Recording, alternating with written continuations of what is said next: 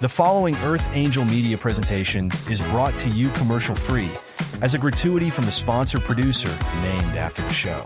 Please consider their message. Find other high-value shows listed at earthangelproject.com. Enjoy the show.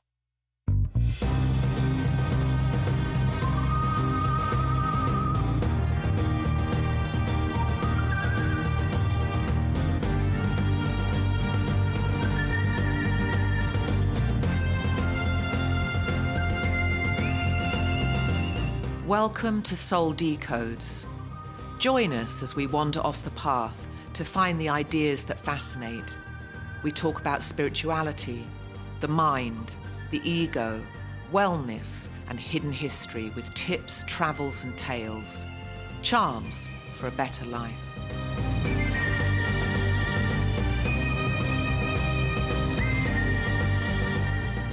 Good day, beautiful people, and welcome. You're listening to Soul Decodes, and my name is Dr. Jolie Phillips, and this is episode 50, 50, yay. I didn't know we'd get this far.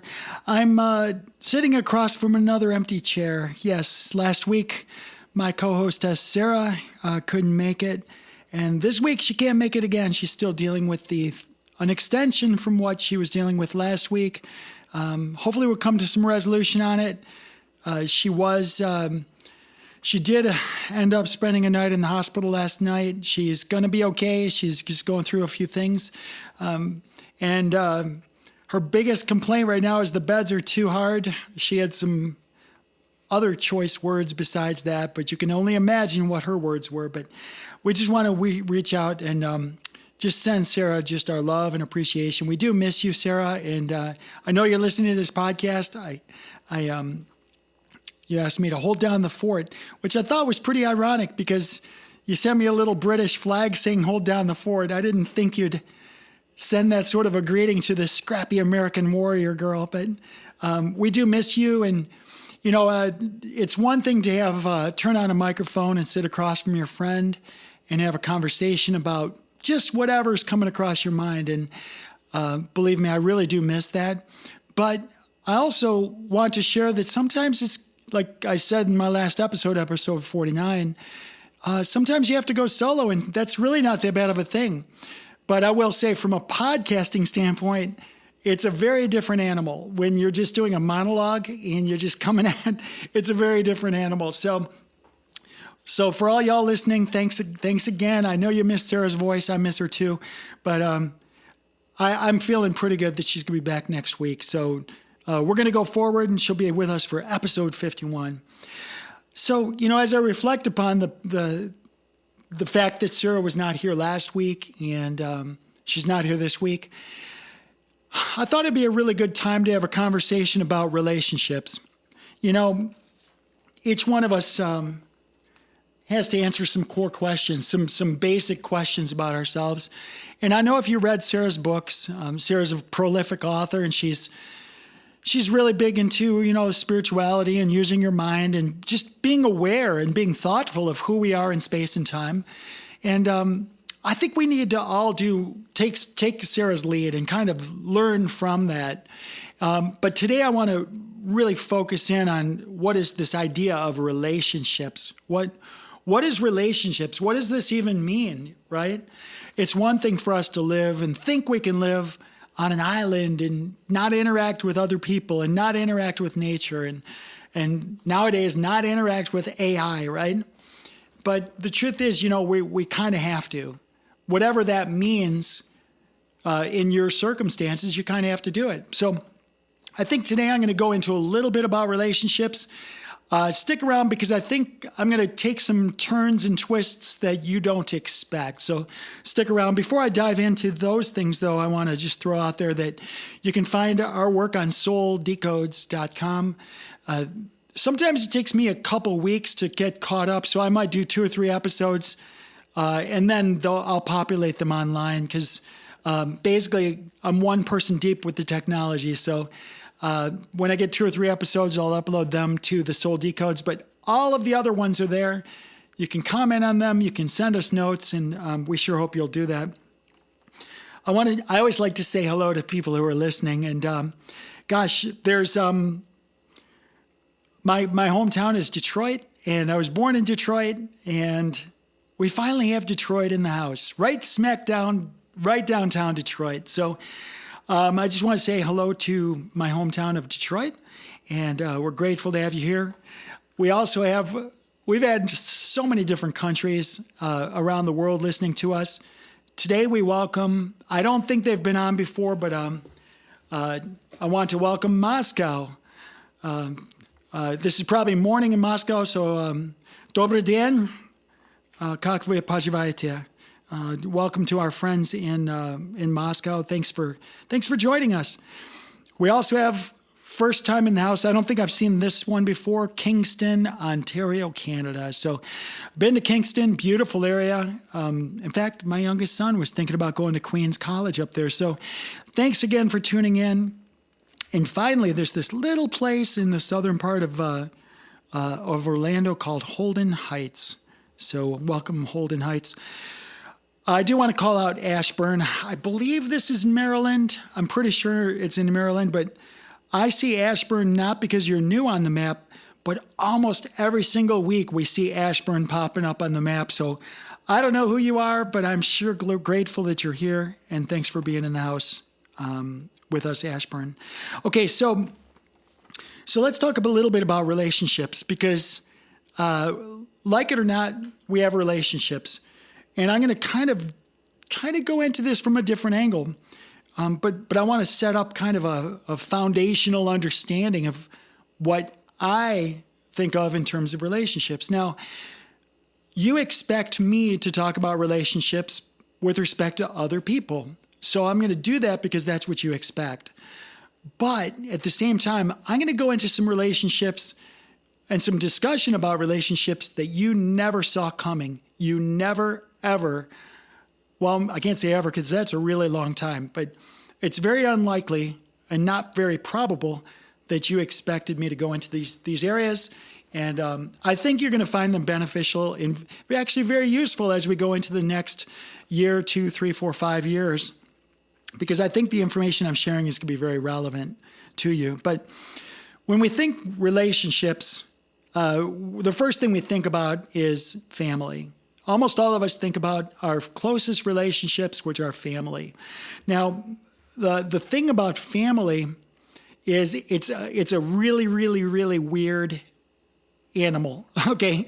I've seen people with families, they're totally tight. They can't go a day without talking to each other. And I've seen families that really, they could go a year or 2 or 3 without talking, and they're just fine with that. So I don't think that using family as a centerpiece for relationships is a good thing, but certainly for most of us, it's an important starting point. So when we think in terms of relationships of any kind, when we talk about family, we have to think in terms of what is familiar. So Robin and I talk about this a lot. Who is our family? Our family is that subset of people, that group of people with whom we are the most familiar. So familiarity is based on what? Usually common interests. What are your common interests? Well, for some of you, it's church. Maybe it's health and wellness. Maybe it's working out. Maybe it's farming, music, choir, travel. Like all of us have things that interest us, things that bring us joy and happiness. And if you don't have family members that vibe in those ways, sometimes you have to become familiar or get extra family to bring into your circle. So I'm going to suggest that if you don't have relationships with your family, if you don't have people in your closest circle, or maybe they're close to you, but they're geographically separated. Like my children, they're scattered all over the place, Texas and Washington State. And, it's very difficult to have a core family when they're scattered. So sometimes you might need to become familiar with what I call surrogates. And those surrogates are people that you fulfill a role for them and they fulfill a role for you. For as an example, right here in Central Florida, I've got people in my life that I consider my kids, my children. We share common interests. We laugh about the same stupid things. We cry. We're emotional. We We share freely. It's just as if they are a family to me that I don't have here. So we literally had to create a family, and you can do the same thing wherever you are. So if you're lonely, then you need to find, if you're lonely and you're banking on your blood relatives to fill that gap, I'm here to give you hope. You can absolutely create a family of your own.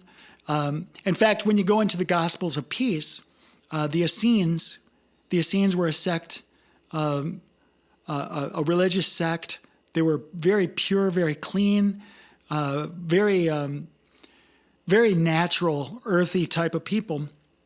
But their teachings were very, very clear. It's basically, look, don't confuse your blood family with your real family. Now, I'll just let that sink in a little bit. Don't confuse your blood family with your real family. This really goes to exactly what I'm talking about. Who are the people with whom you feel familiar? That's going to be your family. Now, let's talk about relatives. Okay, so there's the family, but then there's the extended family that we call relatives. Okay, what's the genesis of the word relatives? I need to be able to relate to them. Are my relatives relatable? Can I relate to them? In my case, the answer is yes. With a few people I can relate, but most of my relatives, we don't share common interests. We are not familiar. Therefore, we don't relate. And therefore, they're really not part of my core relationships, my core friendships. So I wanted to put that out there as a foundation of understanding. So as we move forward, as I move forward through my diatribe, my monologue, then the rest of the things that I'm sharing with you will kind of make sense. But as you move forward, you want to have relationships and build community. So when we moved to Central Florida, Robin and I knew 0 people, 0. I had a checklist. I knew what I wanted for property. I had a general idea what I wanted for the area. I knew I wanted a place to grow things. I wanted fresh air and sunshine. I wanted to be away from like 5G death towers, right? I didn't want high frequency power lines or anything. I wanted to be out away from the traffic, the noise, the congestions, and that's exactly what we found. It took us a couple years to find this place, but we finally found it. Now, once we found the place, we knew 0 people. So we had to build community. Well, if you were tasked, and you can do this right now, no matter where you are in life, if you were tasked with going from 0 people, like you knew nobody, and you needed to grow your own community, it doesn't mean you need to be all like, kumbaya in a compound where you live together and share food with each other. I mean, there's communities like that, but that's not what I'm talking about. Community would be a subset of the bigger group of people within the city that share an esoteric interest. They share common goals. They have common outlooks. So within that construct, we decided, well, Tia Jolie is going to have her band people, musicians, singers, because the music community is very important to me, and that's a group that's important. I love hanging with creators. So when Sarah Tirri came into my world, we were like kindred spirits. She's beautiful. She's smart. She's a creator. She doesn't let negativity into her world. If there's negative things in her world, she addresses them, but it doesn't become drama. She deals with it and moves on. Those are the people I love to be around. So my creative people, and I'm not saying all creative people are like that. Believe me, there's a lot of people create drama. But my creative people are the ones that have a proclivity towards positivity and moving forward and solving problems. And for that reason, my next group is probably one of my favorite groups. And my favorite groups or my favorite communities is my network of entrepreneurs. I'm going to say my entrepreneur group is arguably my favorite group. And some of there's overlaps. I mean, there's some entrepreneurs that are musicians and such, but my favorite group is the entrepreneurs. And here's why. It's not about money. It's about mindset. It's about the way that entrepreneurs look at the world. We're entering a realm, especially with Web3 technology, next generation technologies, these things. We're entering a realm where the entrepreneur has got a brand new set of tools at his or her fingertips. Traditionally, an entrepreneur is that person that looks at the situation, the heap of garbage, the scenario that doesn't look like it's got any sort of a winning possibility, right? So they're going to take something that's very austere, some negative situation, maybe a task that seems impossible, and they're going to figure out a way to solve that problem. They're going to use their creative genius to solve that problem and bring a solution to the world. Because the idea is that if it's a problem for one person or more people, that it's probably also a problem for other people, right? So if you can solve problems for the world and then bring the solution to the world, and by the way, make some cash doing it, because you're not just doing it to solve the problem for yourself, you're solving it for other people, and you're bringing value to those people. It's okay. It's okay if you get value back. In fact, I'll say it's critical that you as an entrepreneur get value back, because that's what fuels the entrepreneur. Because then we can take those resources we have coming in and churn them and create other solutions for other problems. So the creators that are the big community of creators has got a really special group of a subset that's called the entrepreneurs. And I honor my entrepreneur group more than probably any other group. Now, you probably have a group of people that worship the same way you do. I will say one thing about religion. Your religion, whatever it is for you. That religion is for you. Now, if you have other people that have your same views and your same beliefs, and they're in the same religion as you, that's fine, and you can share freely with each other. But your religion is yours because you chose it. Your religion is not for me. It's not for Sarah. It's not for any other sovereign. If they migrate to you because they're familiar and they relate to you, then that's great. You can make your religion their religion. That's fine. But stop trying to put your religion, onto me or anybody else. It's really kind of not how it works. That's like me convincing you to be an entrepreneur or convincing you to be a musician. It's your interests. It's for you. It serves you. That's fine. We're happy for you.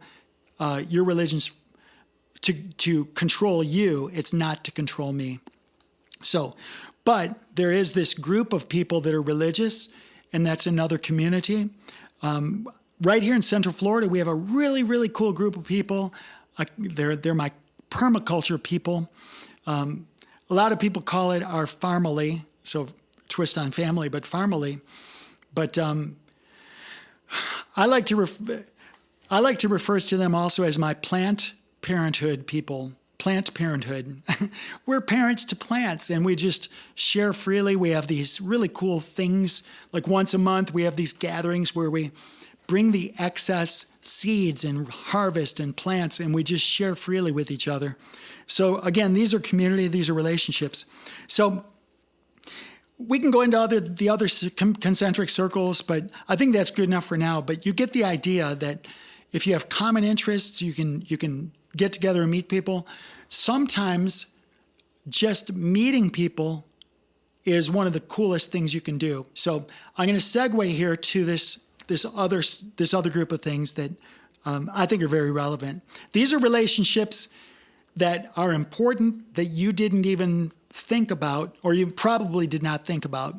Now, we kind of stumbled upon this when we moved to Central Florida because we didn't know anybody. And then shortly after we moved here and pretty much set up our household, then the scamdemic came down the pipe. And everyone says, don't move around, don't meet people, don't don't interact with people, which was like so not okay with us. So we did anyway. We moved forward to the degree we could. But as soon as people got comfortable like being within 6 feet of each other again, then we started inviting ourselves to these meetup groups and Facebook groups. And pretty much anytime there were people assembling, well, I'll use the example of cryptocurrencies, right? There were investor groups that were trading cryptocurrencies. And I was brand new to the space. I wanted to learn more about the space, but I also wanted to meet people that were interesting to me, that even though they might be different than me, they were interesting to me, and I could learn from them, and then maybe they can learn some things from me too. So I think it's daring and bold and exciting to find people who have interests that are different than what you're familiar with the open-mindedness of saying, yes, no, I've never paddleboarded or canoed or kayaked or rappelled off of a cliff or skydived. I mean, I've done all those things, but if you've not done those things and you have people that are willing to teach you and walk you down those paths, I'm encouraging you to be open to it, because you might end up making relationships and becoming familiar with people that expose to yourself a side of yourself that you never even knew about. So what I'm going to do is challenge y'all to being open to other relationships. There's a book, Stephen Covey wrote a book, The 7 Habits of Highly Successful People. One of the things he writes about is to seek first to understand, then to be understood. So what I do when I go out into the world, and I'm going to suggest that you maybe try this if you've not done it, go out into the world and just discover other people, even people that are very different than you. Just discover them. It's easy for me to go out into the garden and I discover different colors, dragonflies, and different sizes and shapes of bees and birds. That's easy. That actually is a relationship between us, okay? Though I have relationships with nature, but the most fascinating relationships with nature are those relationships that I discover when I'm learning about other people. Okay, so just be open-minded. And you might say, well, I'm an introvert. And I would say that I'm so sad for you. Why did you make that decision? Why are you deciding to be an introvert? Because there's a lot of people who self-identify as introverts, and all of you can be family. You all can be introverts together, and it's okay because you share that common interest of self-belief of being an introvert. So I'm just going to leave that right there. That's a really solid foundation for relationships. So let me go in a different direction now, because we think of relationships with respect to other people. But let me just throw out there some other types of relationships that I actually teach with some of my seminars. One of them is our relationship with ourself. I talked about it last week with my going solo, but when's the last time you really got I know you're naked with yourself all the time, but when's the last time you got spiritually naked with yourself and you just let your soul become completely bare and you're completely honest with yourself about your goals, your dreams, your desires? What do you want? What don't you want? Which is equally as important, like what are your boundaries, right? Those things are super important, because the worst thing in the world is for you to live your entire life with yourself, get to the end of this life and look backwards and say, I wish I would have. I wish I wouldn't have been afraid of doing this. I wish I wouldn't have been afraid of talking to people or exploring these other things. I think about my grandmother, my dad's mom. She was from Macedonia. She didn't even hardly speak English, even though she lived most of her life here in America. Barely spoke English. So she never didn't want to speak Macedonian. I'm based, for those of you who don't know, I'm 50% Macedonian and 50% Ukrainian by genetics. But I doubt that it's 50-50, but that's the way I was raised to believe. Anyway, my grandmother was always doing the traditional Macedonian cooking, which I'm not going to argue. I mean, it was amazing. I'm happy. It was delicious. I grew up with some great foods. However, she was about 75 years old. She lived to be 99 years old. All right. She lived to be 99. She was 75 years old or so before she tried pizza, American pizza, for the first time. We had to, she was kicking and fighting and screaming, but she finally tried pizza for the first time in her life at 75 years old. Her words, in as good an English as she could muster, were basically, I can't believe I've spent my entire life not enjoying this. Okay? Can you imagine doing your whole life and the last thing you eat is pizza and you looking back and saying, oh my God, I missed my whole life eating pizza? Now, I personally I'm not a big pizza fan. I have a piece here and again, so I'm not a pizza fan. However, the message is that you can try new things, right? You're allowed to try new things. If you identify as Macedonian, it's okay to try American foods. If you identify as American, it's okay to try Korean food, right? And if you're Korean, it's okay to try African food. By the way, Africa, anyone in Africa, you want to feed me some of your food, I'm down for it, because I've been to many countries in Africa while I was in the military, special ops, and they have some of the best food in the world. No disrespect to all y'all, everywhere else in the world, but Africa, man, your food is just amazing. So let's talk about relationships. What other types of relationships? Okay, we're talking about our relationship with ourself. One of the key things I teach is your relationship with yourself, your current self. Yes, there's a relationship with your past. We can talk about that briefly. And yes, I believe strongly that you have a relationship with your future self that's actually calling you into the future. Your future self, he or she is pulling you, calling you, coaching you, guiding you, talking to you, and guiding you into the correct path into your future.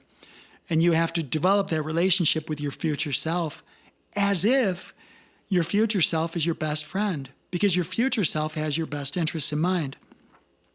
Your past self also has your future best interests in mind, but your past self can't really change anything in this earth space because you already did whatever was done. So your past self actually becomes a teacher. So your future self is the dreamer, your past self is the teacher. Okay, so your past self is going to remind you of things, not so you can ruminate on them and say, I wish I would have or wish I could have, but just to remind you that you're here now. This is your tape, your place. This is your time. Make it happen. All right? So you don't go backward and try to relive stuff. So you have relationships with your future and past self. Now I want to talk about you and your relationship to your avatar, your relationship to your body. All right? So when you came into this earth space, you were given this really super cool, awesome, beautiful avatar. And some of you, maybe you have a not so beautiful avatar, and maybe you're missing toes or missing fingers, or maybe you suffered an accident and you feel like you're incomplete. If you're listening to this, you have a beautiful avatar. You are beautiful, you're powerful, and whatever situation you're in, your body is still trying to do its very best for you. Your body is constantly making adjustments to compensate for your bad decisions. And it's thrilled with you when you make good decisions. So your body has got this thing called the autonomic nervous system, and it's always making constant adjustments. So if you eat a bunch of garbage food or you drink yourself to oblivion, yes, you're damaging your body, but your body is still going to love you back. Your body is still going to say, okay, you really did a number on me, and I really want to kick your ass for this. However, we're in this together, and I'm going to do everything I can do to move you forward to make the rest of this earth experience a good experience for you. And that's your relationship you have with your body. So as a doctor of holistic natural health and nutrition, I have a lot of people, their expectation is that they're going to talk to me, and I'm going to give them, oh, well, you need to take this nutrient. If your elbow is hurting you, you need to do this. That's not what I do. The very first thing I do is ask you, who are you and why are you here? And I'm not talking about your body. I'm talking about you, your soul, your spirit. Who are you and why are you in this earth space? Did you come voluntarily? Did somebody force you to be here? Are you going someplace after this? And what is this moment in time, this exchange of ideas between you and me? What does this mean to you? Okay? What I'm trying to do is get individuals to think about their relationship with themselves. This avatar, this body we have, is actually the vehicle that can make you an absolutely amazing experience in this earth space, or it can make it pretty bad if you treat your body poorly. If you treat your body correctly, you can have amazing sleep, amazing sex, amazing experiences like climbing mountains, jumping off things like I've done most of my life, right? Just jumping and climbing and doing things well into your double digits. You can get in 80, 90, 100 years old, right? If you treat yourself properly, you can totally move your avatar and bring your avatar with you so your entire life is fulfilling in every regard. There's no reason physiologically that you can't be 100 years old and not orgasm, okay? You should be able to do that. If you're 50 years old and you can't do that, then you're probably doing some things wrong. You probably need to find somebody like me and talk to them about how to clean up your act. Now, part of your act is not about just nutrition. It's your relationship with yourself. Many of us have things that about our past that make us angry, that make us sad, that make us wish we would have done things differently. You got to resolve those issues. You got to get to a place. I call this the shadow dancing or the shadow boxing, the shadow work. But different people call it different things. But you got to do the shadow work. You got to turn into the darkness of your past and face it and say thank you for that experience. I've said this in a prior episode. I'll say it again. Not too many years ago, I had an issue with PTSD, and it's taken a lot of work for me to come to the point where I didn't, and it was always in nighttime. So the daytime I was fine, but at nighttime I wake up with pretty severe nightmares, right? And it was always defending other people. I'm always defending other people and getting mortally injured, right? But you never really die in your dreams. So that's the first thing I realized was, wait a minute, you never die in your dreams. Because even if you get shot 3 times in your back, right on the spine, and you know you're dead, you're sitting there observing it. And so this relationship is such that you're not really dead. You had an experience. That's a gift. It's not a nightmare. It's a gift. You cannot die in your dreams. So as soon as you realize that, you can turn into the PTSD and say, hey, thanks for the cool experience. What can I learn from it? I know that all things work together for good for those who love God and work according to God's purpose in my life. That means that the PTSD must be something good, something perfect, something that serves me because I got my head right. I'm doing the right things for the right reasons. So I can look at the PTSD and say, thank you. I don't understand you. I don't like you. But I recognize you as something that's going to serve me. So let's have this conversation. So you can actually have conversations with your darkness, with your shadow, and just say, you know what? I see you there. And again, y'all don't know too much about me, but I spent pretty much the first half of my life I'll just say suicidal. I mean, I wasn't like, I'm going to carry out some dastardly deed against myself, but I was very reckless. I figured, okay, the religion taught me that if I off myself, then that's a mortal sin. I'm going to go die in hell for eternity. And I was not okay with that scenario. But I thought to myself, well, what if it's an accident? What if I'm just reckless and I just don't purposely off myself, but I'm just reckless? Well, that's how I lived my life. I drove motorcycles way too fast. I jumped out of trees and off buildings. I was just completely reckless. And I'm glad to be here talking with you because I had to come to terms with that anger and sadness and depression from my youth in order to be strong in today, right now, here today, to be strong for y'all and to give you hope and to share light and to move you into your future with hopefully so that you can learn from my mistakes and also my successes in how to deal with darkness in your life.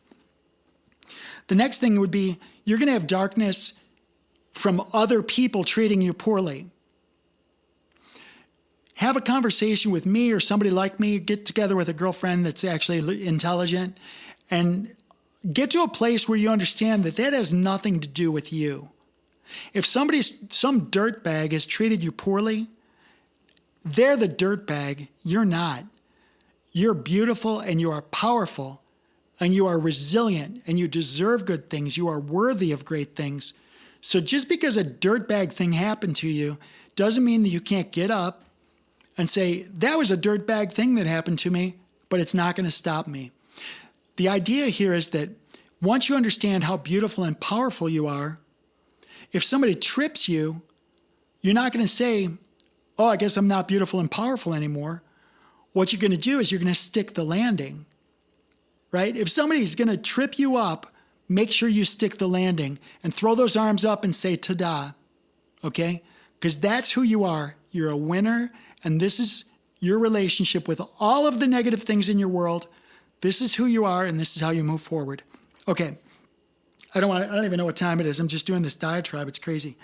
Okay, so we're going to keep going.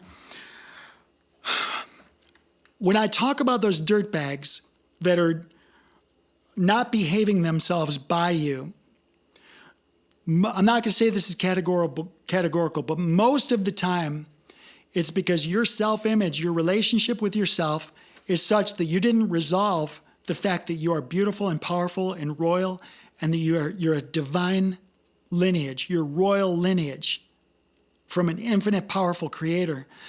Because if you really understood that and some dirtbag's doing stupid things, then you're going to figure out a way to get out of that scenario. It's not always possible. I know there's some pretty bad scenarios there, but I will tell you that people like me are out there and we are looking all the time for those people who are at risk, who are marginalized, who need help, and they needed a hand up, not a handout, a hand up. And we're out there. So you can't hide. You have to tell somebody, you have to come out and you have to make yourself known so that those of us who can help you will help you. I'll just leave it right there.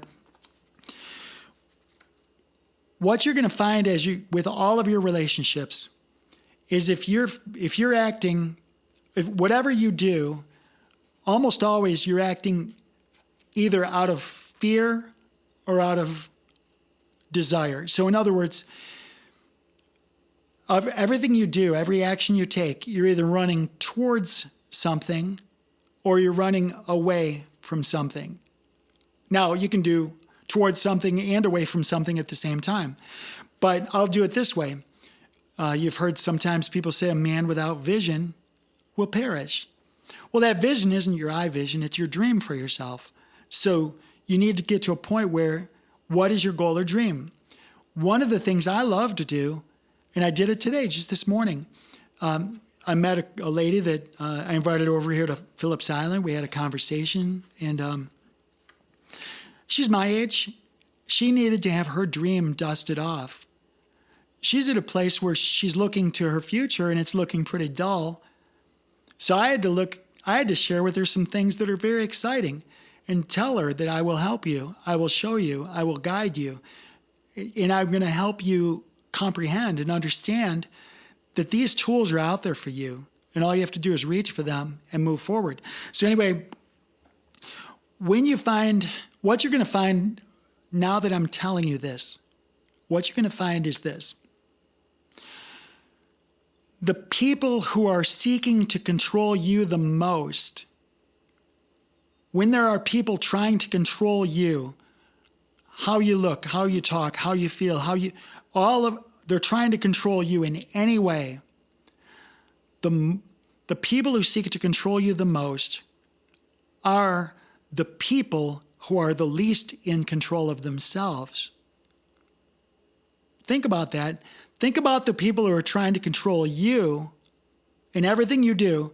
Now, if you're under 18 years old and you're living with mom and dad, or mom and mom, or dad and dad, you're going to not appreciate this. But if it's not your house and they're telling you, yeah, in this house we do this and this, sorry, it's the golden rule.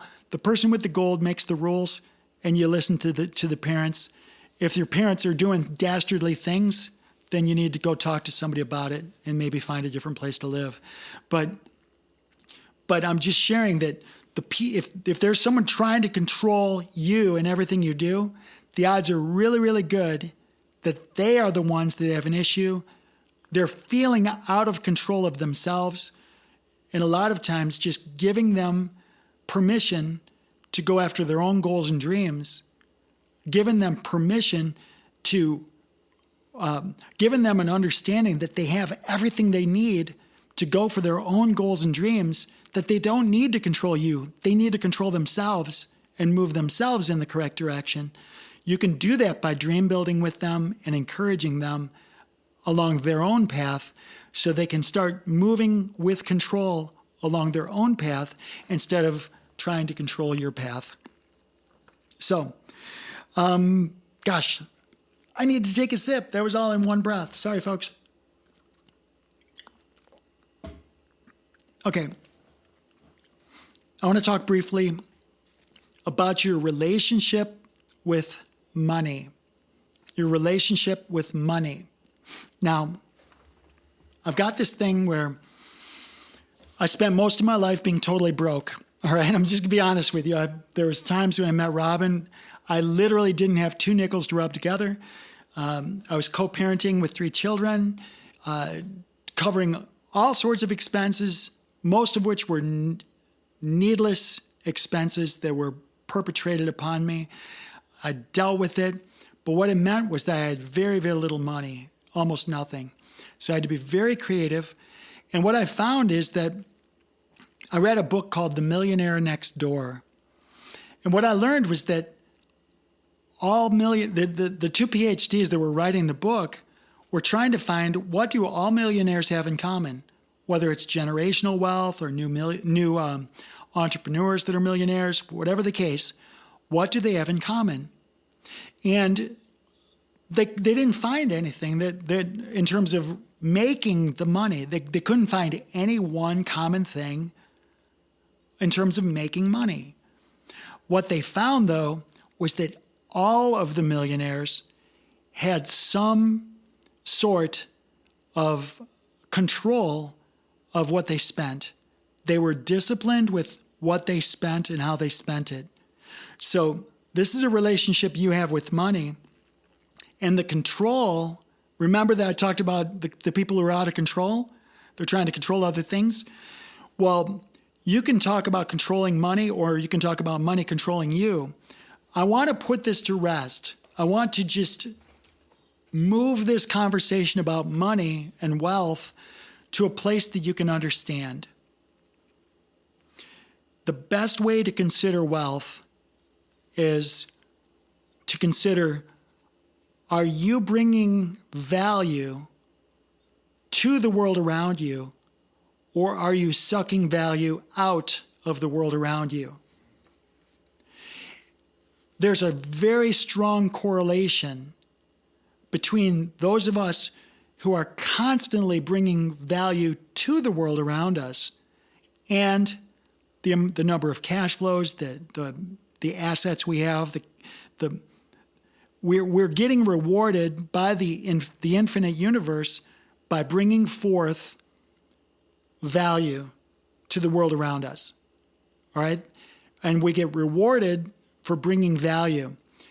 If you're the person that's taking value and you're constantly me, because you're trying to fill a deficiency or a void within you with things, with drama, with food, with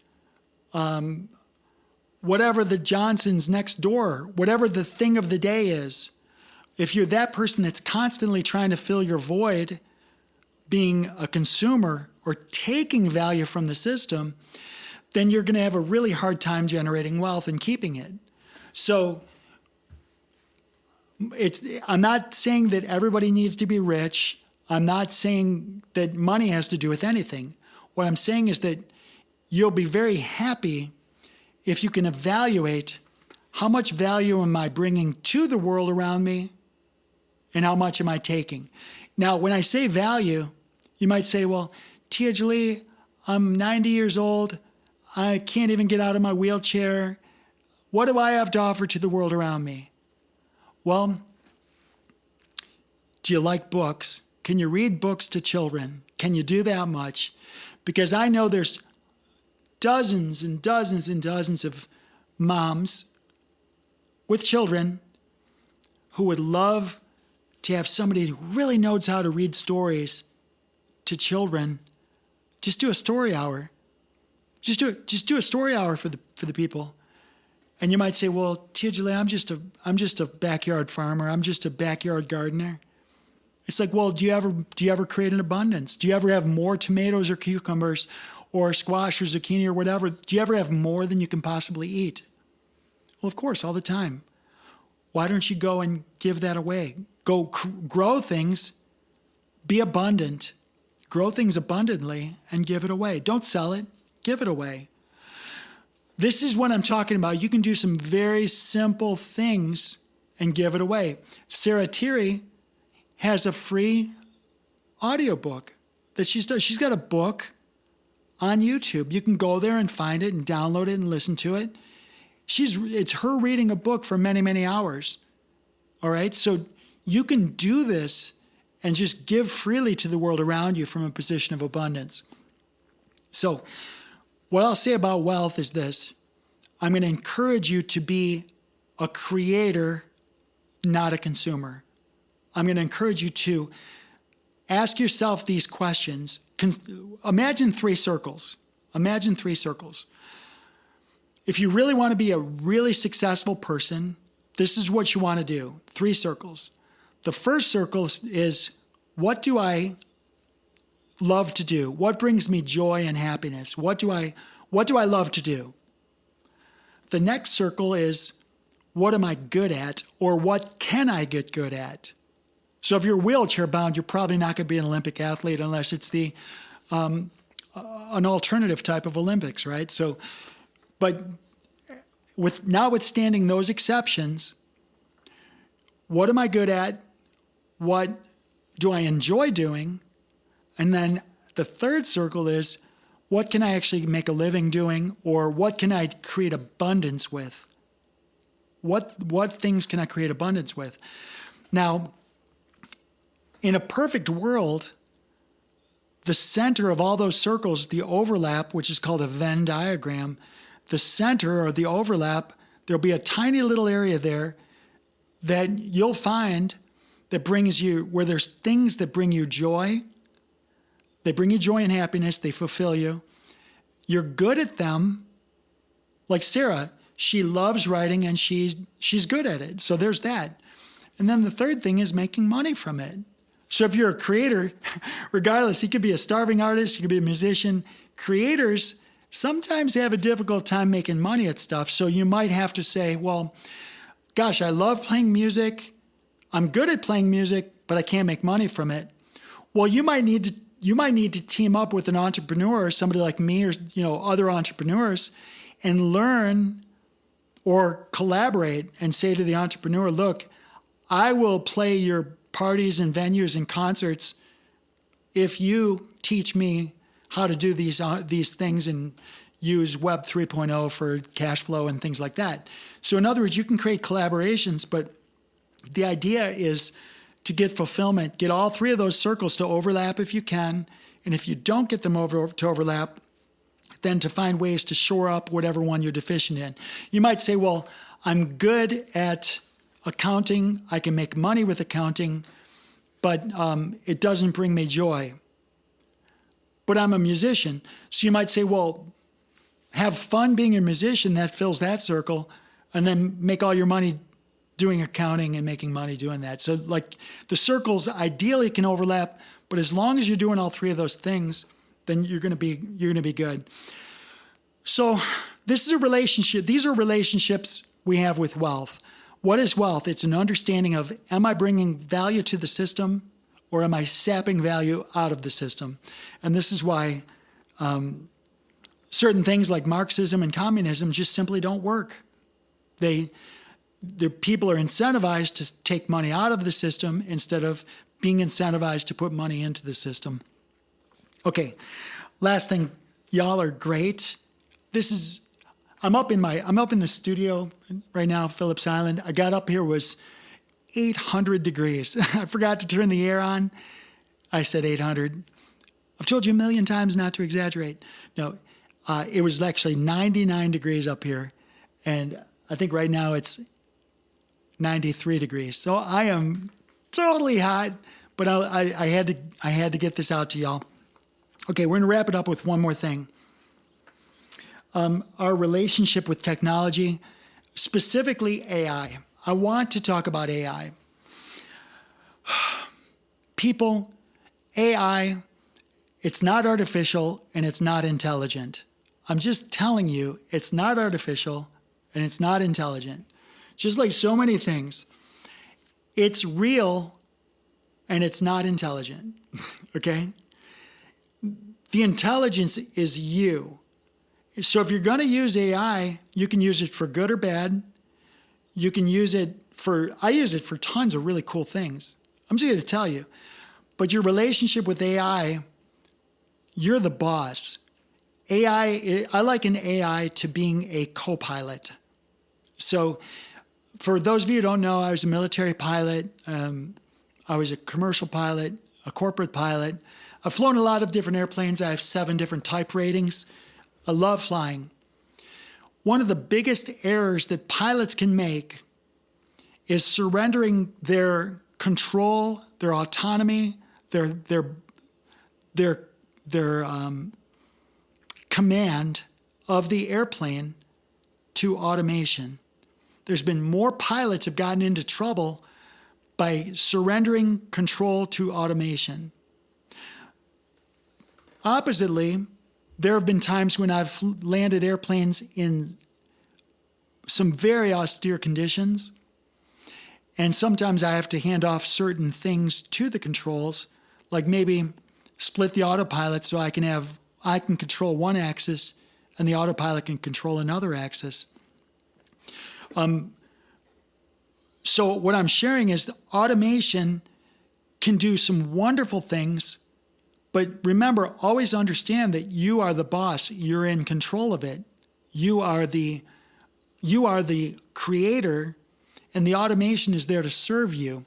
So our relationship with AI, let me tell you how AI works. For most of you, you'll know AI as like something like ChatGPT or Claude or Grok. Everyone's got their version of AI. So what is it? What is AI?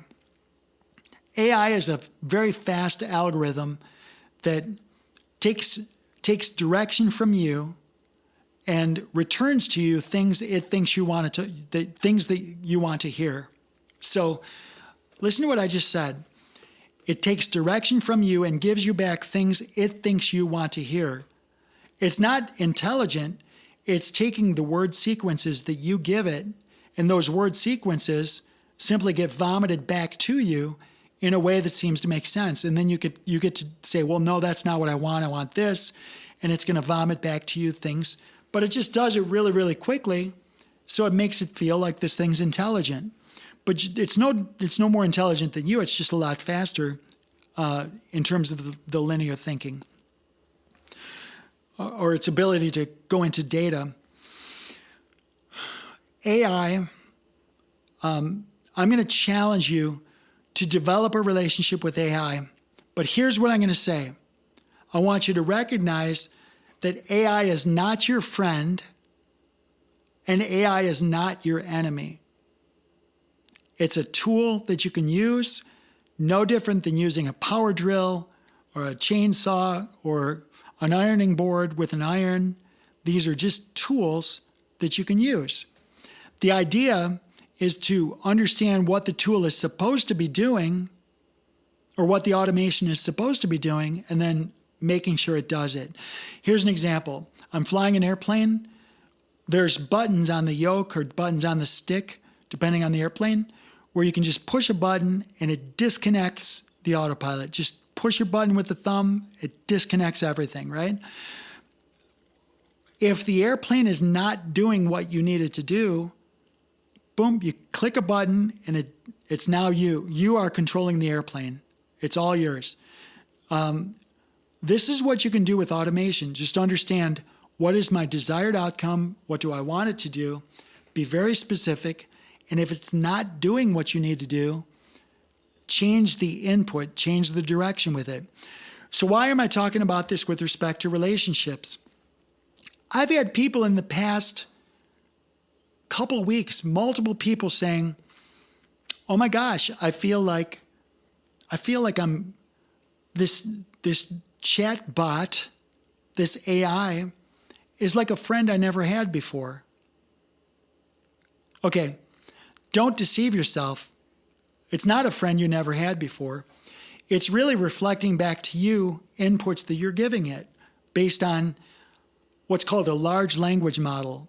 So the large language model is all of the conversations, every conversation around the world that it can sequester, and it tabulates and indexes all those files. And what happens is when you say something, it's relating what's familiar in the large language model back to you. So it looks and feels familiar to you because it's a relational database that has relational strings of words, and it's relating those back to you. What you're seeing with AI is a reflection of your own beautiful self. You're putting thoughts and words out there, and it's reflecting back to you. Much of the things it sends back to you are things about yourself. Now, here are some fun things you can do with AI. First of all, if you tell AI to do something, it's going to do it. And you're going to think that you're all amazing and AI is amazing and you're amazing and you're creative and all this. You're going to think all those things, and that's okay. Get over it. What you want to use AI for is this. You want to say, okay, I've got a relative that's behaving this way. They're doing this, and this. I want to respond with kindness and love, but I also want to draw boundaries. Give me 5 things I can say, 5 words or 5 phrases I can say to this person. So when they stop, to get them to stop and think about their behavior, right? So you can literally say that to AI, and it's going to canvas the whole world, everybody that's got those experiences, and it's going to give you the highest probability returns to you that's going to serve you and help you with that situation, okay? So that's a positive use case. When you get really good at AI, you can say, okay, here's my idea. I've got this. You put it into the system and you say, tell me where I'm not being logical. Tell me where I'm failing. What is my blind spot? What else should I be thinking about? Give me 5 other things I should consider before I take this to market or before I present this to the school board or whatever the case may be. So what I'm saying is that you can use AI to check yourself, to give yourself negative feedback, not to just sit there and affirm oh yeah, you're a great person and you're lovely and I love you and I get what you're saying. And because the AI will do that to you because it's just vomiting words on you that you want to hear. But I'm going to challenge you to challenge AI back and say, okay, I don't need you to tell me how great I am. I already know that. I need you to tell me if you were my competition in this business, this area of business, what would you perceive as being my weak spot? What's my blind spot? Where am I deficient? Where can I be better?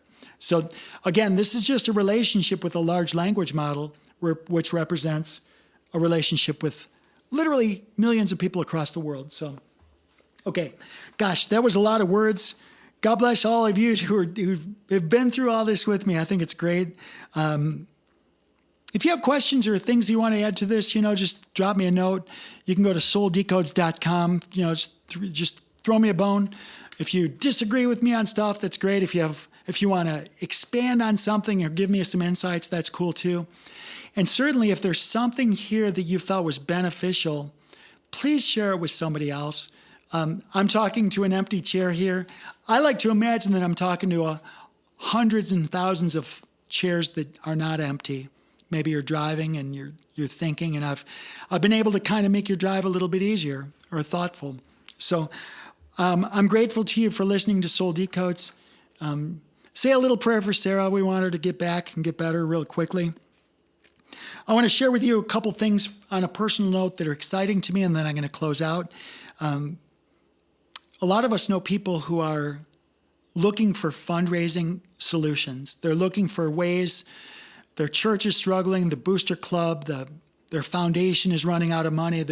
There's a lot of people right now that are struggling for ways to fund projects, even if they're not like 501c3 or formal churches or formal charities, just people struggling to put projects together and develop cash flow. I wanted to let you know it's not perfect yet, but I do have a lot of good information out there. Some of it's just free. Just go and download it, read it, and it's free. It's a free e-guide. The book I just finished and it's publishing. It's actually, by the time this airs, it'll be on the website. You can go to web3fundraising.com, web3fundraising.com. I put together a PDF. You can download it and share it freely. It's called 17 Ways to Uncrazy Your Booster Chats or your booster talks.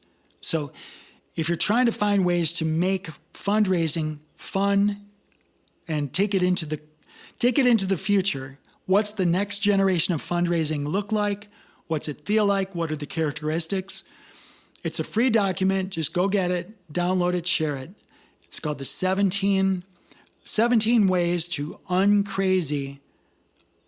I know it's crazy. It's a crazy way to say it, but to make it uncrazy your booster talks. So anyway, that's there for you. I hope you enjoy it. And the last favor I have is if any of you have ever had aspirations to being a DJ, I don't even care what genre. It can be talk radio, it can be news radio, it can be sports radio, it can be a DJ for an alternative rock channel. If any of you either are or you know somebody that is interested in being a DJ worldwide and to get paid for your streaming, for your work streaming worldwide. So in other words, a listener listens to your stream, to your DJ work, and you get paid directly from the listener. If that appeals to you, I'd like you to reach out to me. So with that being said, I'm going to go downstairs and get cool. It's really hot here, but I'm really grateful to all y'all. And love you. I hope you can make the most of your relationships, especially the relationship with yourself and your own body, your future self and your past self. You're beautiful and you're powerful. And this life is there for the taking. You need to just kind of lean forward and be excited about the changes that'll happen as you get to learn more about yourself and how amazing you are, okay? So that's it for me. I hope you have a great day. I'm going to go get something to drink because I'm parched. Be well.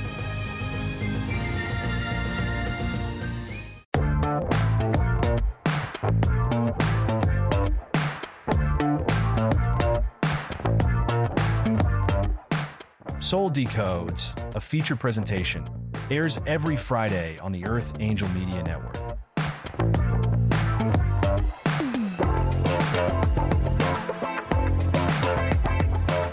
This episode of Soul Decodes is sponsored and produced by Live Pure.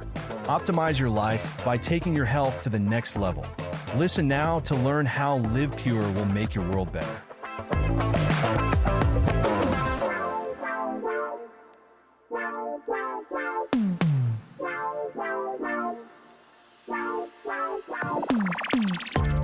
Live Pure is an American-based distribution system of online portals that give discounted access to clean, potent, natural, and ethically sourced healthy solutions for fat loss, muscle gain, immaculate skin care, immune system support, whole body cleanse, physiological balance, and performance support for athletes of all ages. Live Pure handpicks the best products and nutrients from world-class companies, always adding to their quickly growing wellness lineup that now includes Korean skincare, medical-grade nutraceuticals listed as pharmaceutical alternatives in the physician's desk reference, and healthy coffee that rivals the world's best, but for only about $1 per cup. Soul Decodes listeners looking for vitality, youth, beauty, and better health can get 25% off retail by visiting livepure.com/Sarah Tirri and signing up for free as a preferred customer. If you are a content creator, influencer, or home-based entrepreneur looking for worldwide cash flows from the emerging gig economy, Live Pure's state-of-the-industry brand partner affiliate program can bring you up to 7 different payment vectors as bonuses. As a content creator aligned with Live Pure and Earth Angel Media, you will enjoy massive co-marketing benefits, including a cutting-edge website that is personally branded to you or to your business. Sign up as a brand partner at livepure.com/Sarah Tirri, or drop us a note at connect@earthangelproject.com to get more information.